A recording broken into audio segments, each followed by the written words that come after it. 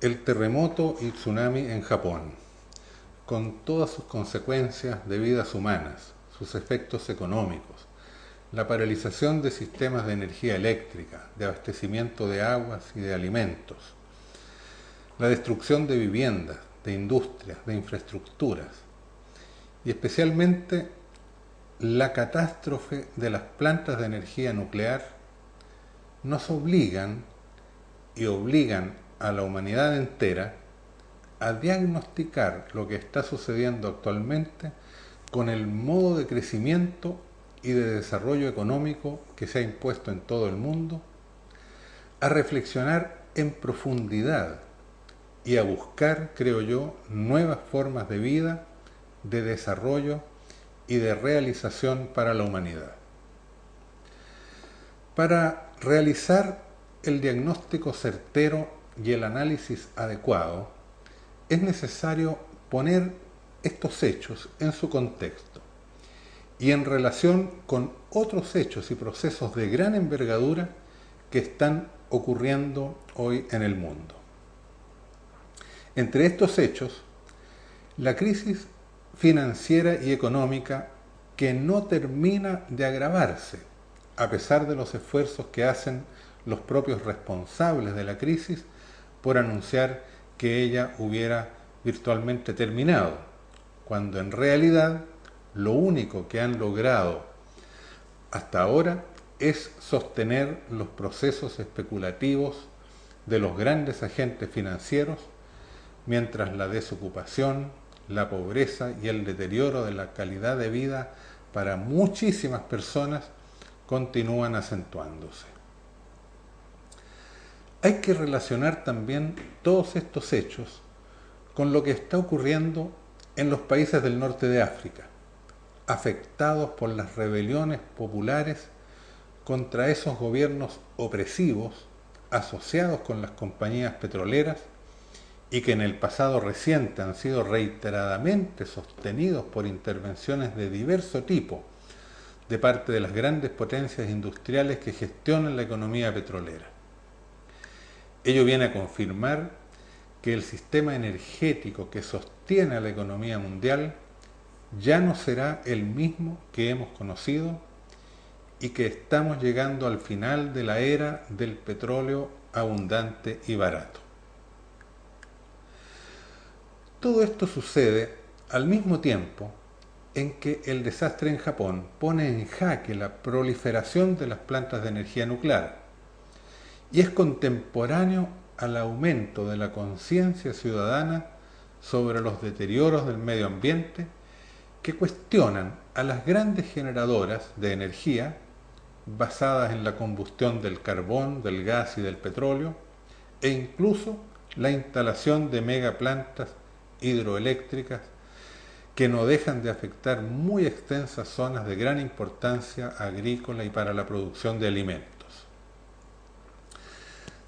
Todo esto, este conjunto de realidades y procesos que estamos viviendo, nos llevan a pensar que la humanidad deberá transitar hacia una nueva civilización, una civilización postindustrial, postcapitalista, postpetrolera, postnuclear y postconsumista. Será seguramente una larga travesía que implicará unos años en que habrá que atravesar el desierto. Porque sería totalmente equivocado abordar los problemas reales y actuales con el enfoque miope que se pregunta de qué manera las economías industriales puedan continuar incrementando indefinidamente la producción de los mismos bienes y servicios que hoy saturan a los mercados, ni cómo puedan los países considerados atrasados o subdesarrollados o en vías de desarrollo o emergentes alcanzar esos niveles y modos de producir y consumir que se observan en los países que se consideran avanzados. De lo que se trata es de identificar caminos viables de solución a los grandes problemas que aquejan a la humanidad. Y más allá de ello, Se trata de descubrir nuevos derroteros para la vida humana, nuevos horizontes en los cuales pueda expresarse la creatividad individual y colectiva, nuevos espacios y nuevos tiempos para el desarrollo y la expansión del espíritu humano. En efecto, la humanidad enfrenta actualmente la más profunda y extendida crisis que haya experimentado tal vez en su historia.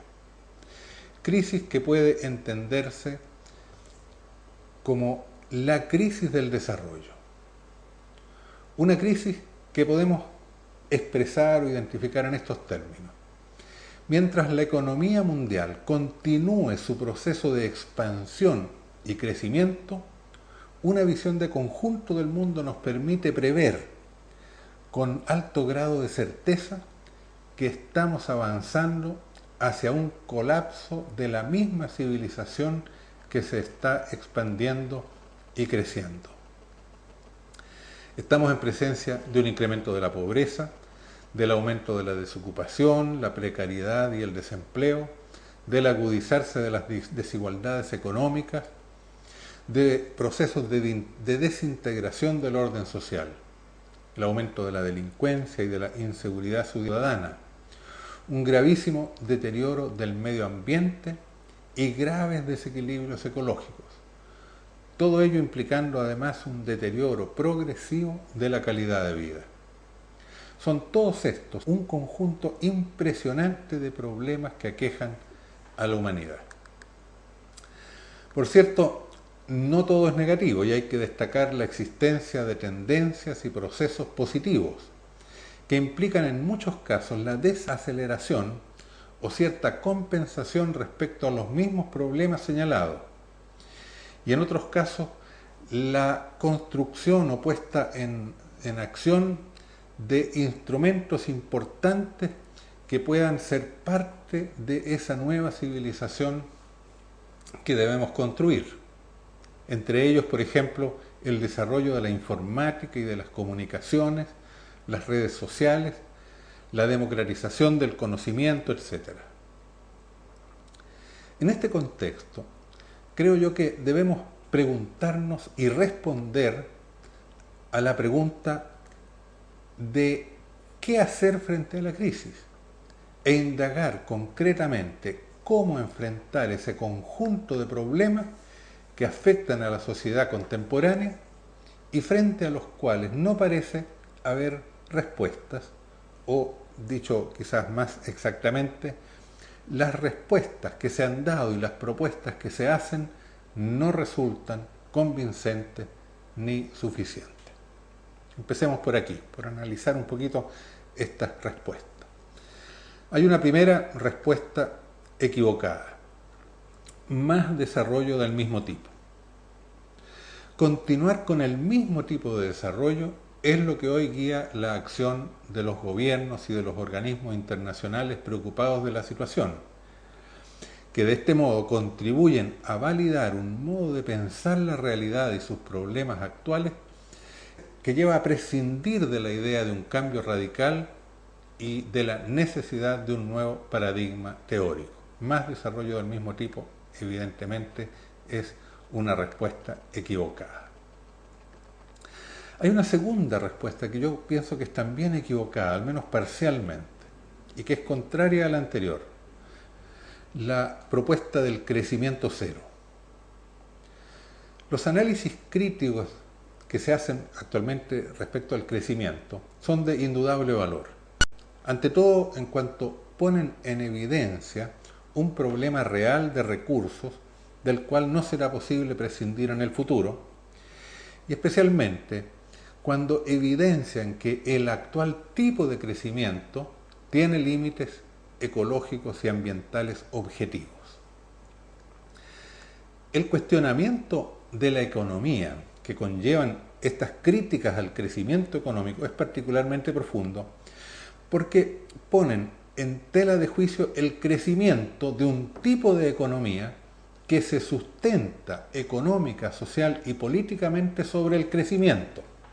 O sea que sin el crecimiento perdería toda posibilidad de mantenerse en el tiempo, haciéndose insustentable económicamente, financieramente, socialmente y políticamente. Sin crecimiento esta economía perdería su ya escasa legitimidad social. Pero no solo eso, también se convertiría en una actividad sin sentido para los propios capitalistas, para los propios inversionistas, porque el sentido de esta economía lo da precisamente el hecho de que permite la acumulación y el crecimiento. Entonces, sin ese crecimiento desaparecerían las razones que llevan a los organizadores económicos a crear y desarrollar empresas. No tiene sentido una economía capitalista que esté dedicada a la reproducción simple del capital cuando sus objetivos y su particular racionalidad son precisamente la reproducción ampliada, la acumulación del capital. Pero el problema que se plantea a la tesis del crecimiento cero no es tanto eso, porque eso es parte de un cuestionamiento de un tipo de economía que claramente se ha convertido en insustentable hacia el futuro. El problema es que también desde un punto de vista específico de la ecología y del medio ambiente, la tesis del crecimiento cero es inapropiada o es insuficiente.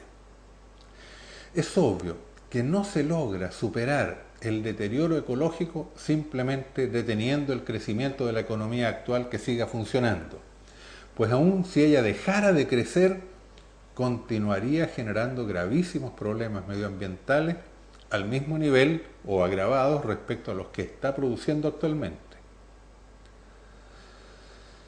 Por el contrario, recuperar el medio ambiente supone actividades económicas nuevas que deben ser desplegadas conforme a una lógica de una economía ecológicamente apropiada, y esto va a implicar nuevas actividades económicas y en cierto sentido también niveles de crecimiento económico. El desafío que enfrenta la humanidad es tal que si se quiere evitar el colapso, deberemos pensar y actuar un proceso de desarrollo completamente diferente al que estamos viviendo desde hace décadas. Quedarse en una propuesta de no crecimiento de esta misma economía es totalmente insuficiente y de algún modo implica negarse a pensar y a proyectar el futuro, precisamente cuando éste constituye la mayor preocupación de la humanidad. Lo que debemos encarar, entonces, es el problema de la limitación de los recursos con que puede contar la economía para efectos de un desarrollo económico sostenido y sustentable, pero no el mismo actual, sino un desarrollo de nuevo tipo. En esta perspectiva, me parece oportuno recordar un planteamiento que venimos haciendo desde hace mucho tiempo ya en nuestra teoría económica comprensiva, a saber, que el supuesto de la escasez de los recursos adolece de un error conceptual. Los recursos posibles de integrarse a la economía no son solo los recursos existentes, ni están tampoco limitados. Hay que partir de la base de que los recursos se originan a partir de tres grandes fuentes de recursos, que son la naturaleza, el hombre, el ser humano y la sociedad. Estas tres grandes fuentes de recursos, por sí mismas, ellas son activas, son creativas, y en este sentido están constantemente proveyendo nuevos recursos a la economía. Son fuentes generadoras permanentes de recursos, tanto por su espontáneo ser y evolucionar a través de procesos que podemos entender como pre- y paraeconómicos, como también por el específico accionar económico y extraeconómico de los hombres que se proponen conscientemente obtener, reproducir y crear nuevos recursos y factores a partir de la naturaleza, del ser humano y de la sociedad. Las fuentes de recursos, esas tres fuentes de recursos, son en sí mismas y consideradas globalmente inagotables, en cuanto ellas no dejan nunca de proporcionar elementos energéticos e informáticos, o sea, de conocimiento, susceptibles de utilización económica. La naturaleza es una realidad viva, activa y en evolución creadora. El ser humano es un ser cuya subjetividad creativa es capaz de desplegar energías y construir nuevos conocimientos e informaciones aprovechables.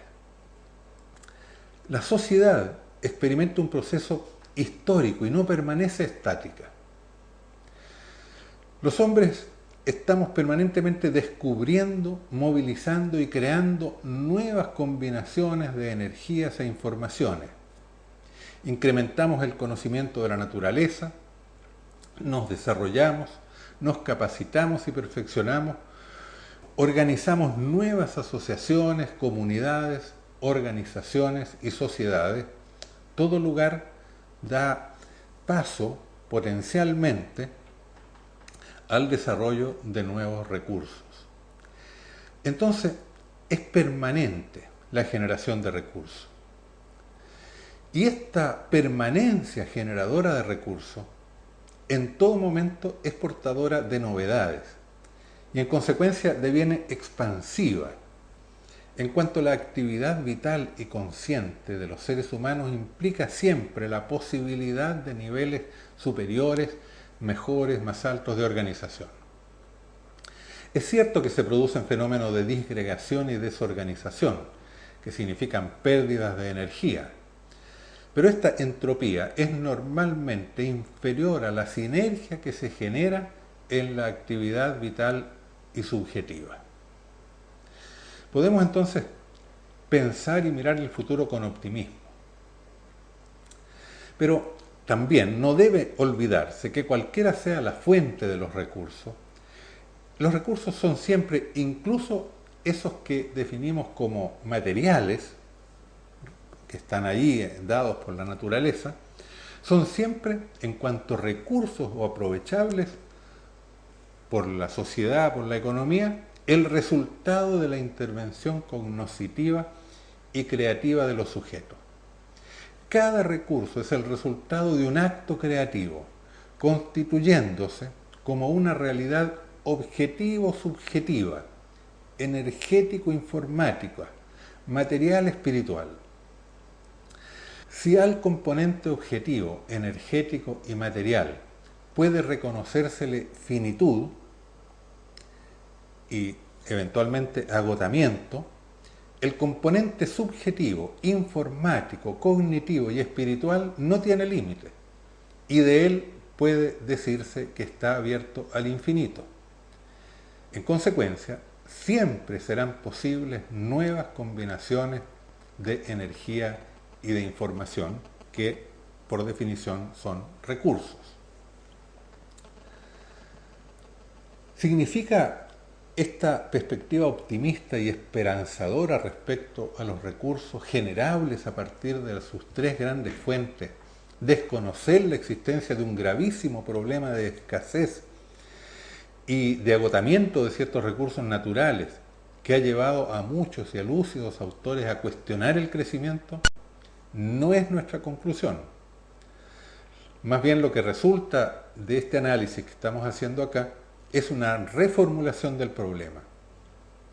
Lo que queda definitivamente cuestionado es un modo de hacer economía y un tipo de crecimiento que explota factores y recursos sin preocuparse suficientemente de renovarlos y acrecentarlos, pero no, y también de diversificarlos, pero no la posibilidad del crecimiento económico en cuanto tal.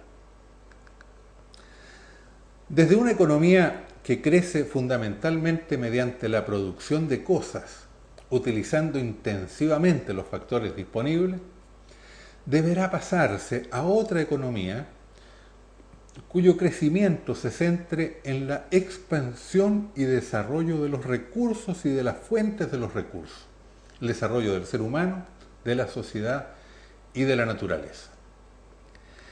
Este, por cierto, es un cambio radical de perspectiva. es una completa inversión del orden en que se piensa y organiza actualmente la economía, que implicará una transformación profunda y una nueva racionalidad económica. En el nuevo tipo de desarrollo y de economía necesarios, la prioridad no será elaborar productos para el consumo, sino recuperar y desarrollar las fuentes de los recursos, el hombre, la naturaleza y la sociedad, centrando en ello la actividad económica. Con los hechos que estamos comentando, el terremoto en Japón, el derrumbe de una serie de plantas de energía nuclear, los problemas del petróleo y de otras fuentes de energía, los problemas ambientales, etc., tomamos conciencia de que los problemas son más graves de lo que parecían y que no tienen respuesta simple. Una cosa es afirmar la necesidad de un nuevo paradigma y otra muy distinta es elaborarlo positivamente como propuesta posible y realista. En efecto, la propuesta constructiva no es nunca ni solo la prolongación de la crítica a lo existente. La propuesta positiva requiere ir más allá, requiere elaborar conceptos nuevos, disponer de una teoría que se prolongue en la elaboración de un proyecto que tome en cuenta las condiciones y las restricciones que plantea la realidad presente con sus diferentes problemas y con toda su complejidad. La debilidad habitual de las propuestas de nuevos paradigmas y en general de lo que podríamos identificar como el pensamiento alternativo consiste en que se limitan a afirmar en general su necesidad, la necesidad del cambio, de la alternativa a partir de la crítica de lo existente. Pero luego parecen quedarse satisfechas con indicaciones demasiado abstractas y a menudo utópicas sobre el deber ser de un mundo nuevo y distinto, pero que no se sabe cómo pueda convertirse en realidad. Superar esta debilidad ha sido el objetivo de toda mi elaboración teórica, de toda nuestra elaboración teórica. Y es obvio que la presentación de la propuesta en positivo trasciende completamente las posibilidades de un comentario como este que estoy aquí haciendo. Por eso que yo invito a buscar en mi sitio web una amplia elaboración que allí se encuentra respecto a esos conceptos nuevos, a esas teorías, a esas nuevas formulaciones respecto al desarrollo, respecto a las formas de dar inicio a una nueva civilización. En este comentario, y para terminar, me voy a limitar a una última reflexión sobre lo que me parece que debe necesariamente constituir el punto de partida y la primera tarea para llegar a disponer del necesario nuevo paradigma del desarrollo económico. Y es esto. Lo primero que es necesario hacer es pensar en los objetivos deseables y posibles. Pensar qué queremos, pensar cómo deseamos vivir en el futuro. Desgraciadamente, rara vez nos preguntamos por los objetivos de la acción que realizamos, puesto que estamos como sociedad operando habitualmente con una racionalidad instrumental que nos ha acostumbrado a trabajar analíticamente en el orden de los medios, de los instrumentos, indagando siempre el cómo hacer las cosas más que los fines y objetivos que pretendemos al hacerlas. Tal actitud podría aceptarse como normal en épocas y situaciones en que hay estabilidad y progreso, o sea, cuando la sociedad se encuentra estructurada en torno a objetivos claros y definidos que son propuestos de manera coherente y convincente a sus miembros. Pero es ante las crisis que aparece la interrogante por los objetivos, precisamente porque las crisis son situaciones históricas en que resulta cuestionada la legitimidad o la racionalidad de los fines establecidos, o bien en que aparecen objetivos distintos que presentan alternativas y ante los cuales es preciso optar. La pregunta por los objetivos es hoy apremiante. Nada más importante y urgente que pensar en cuáles pueden ser los objetivos de un desarrollo deseable y posible, y adoptar esos objetivos como criterios de juicio y de discernimiento de la realidad, por mucha y más potencialidad crítica que tengan del orden existente. Y luego desear intensamente el logro de esos objetivos, de manera que adquiramos la disposición psicológica, espiritual, que nos permita identificar las vías, los caminos, los modos y las estrategias que conduzcan a su realización histórica, es decir, a llevar esos objetivos a la práctica. En el último tiempo, en los últimos años, nosotros escuchamos a menudo decir a los gobernantes y a los economistas: si queremos crecer al 4, al 5, al 6% anual, será necesario crear nuevas plantas de energía nuclear, volver a desarrollar fuentes de energía basadas en la combustión del carbón, ir a buscar el petróleo a las aguas profundas, donde ya hemos comprobado los peligros que entraña, como lo ocurrido recientemente, que ya parece olvidarse a muchos, en el Golfo de México. La pregunta es, ¿queremos? Porque si queremos crecer, debemos hacer todo eso. No se nos dice que las consecuencias de esa opción son precisamente todas estas que hemos acá señalado, y que estos hechos actuales en Japón, en el norte de África, en el medio ambiente se están generando. La pregunta entonces es, ¿queremos seguir creciendo del mismo modo, o bien nos plantearemos otros objetivos para el desarrollo humano, un nuevo modo de desarrollo e incluso el objetivo de iniciar la construcción de una nueva y superior civilización, de un nuevo modo de vida para los seres humanos?